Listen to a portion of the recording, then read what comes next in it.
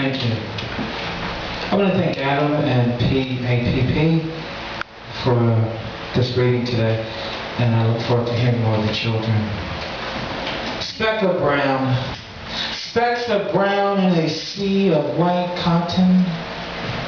Since the earliest 20th century, my people have serviced your people as indentured servants. We have cleaned your homes. We have cared for little Johnny. We have fought off your husbands. But we have gone unnoticed. Like the borrowers, we don't ask for much, and much less to make our way in your convoluted world. We have lived in the riches of neighborhoods, but are counted among the poorest. We are specks of brown in a sea of white cotton. Since the election of Obama, we have been spotted for a change. Words of victory, headlines in our local newspapers. But what has changed for specks of brown? Solomon's son. Like a parent in a custody battle, I fight to get recognized and to do what is right for her son. But I am not a parent and I don't have any rights. The child looks to me as his father, but he does not have a name. Which best describe our relationship other than uncle or special friend? And even that does not feel right to him or myself. His mother looks on me with disdain, like a kidnapper, someone who has stolen her son from under her feet. She has married for the first time and thinks he is the boy's father. Like the Arabs and the Jews fought over Palestine, the love of his heart is at stake. Neither one of us will win the tug of war if he gets lost in the wilderness. Neither one of us will win the tug of war if he grows up mentally wounded. Neither one of us will win the tug of war if we do not mediate peace. And his heart is torn apart. Mary's eyes.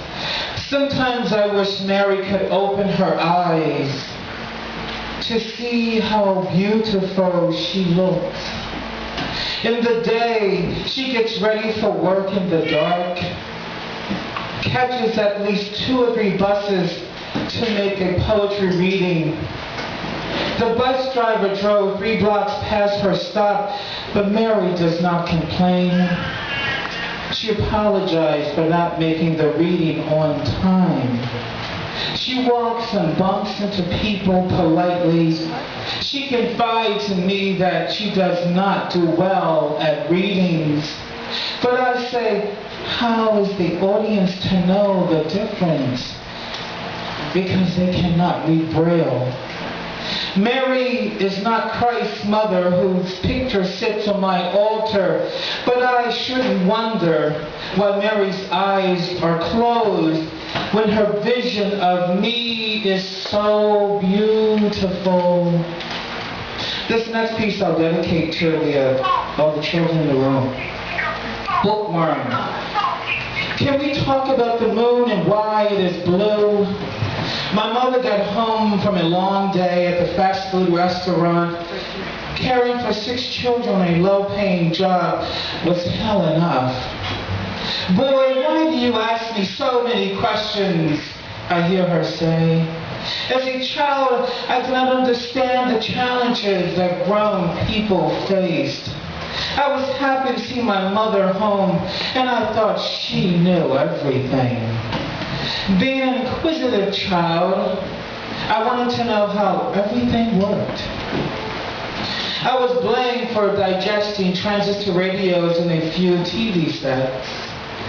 One day she purchased 23 world books on the weekly payment plan. They were a poor boy's versions of the Encyclopedia Britannica, an answer to a prayer. Most of the books had their own alphabet sections, and I deliciously read each book like a Bible. Like a pilgrimage to the Delphi, whenever I had a question, I would consult the books.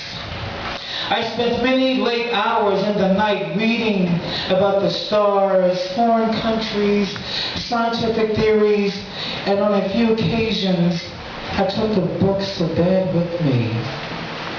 I can't say that I know why the moon is blue, but I know why my mother worked so very hard to pay off those books.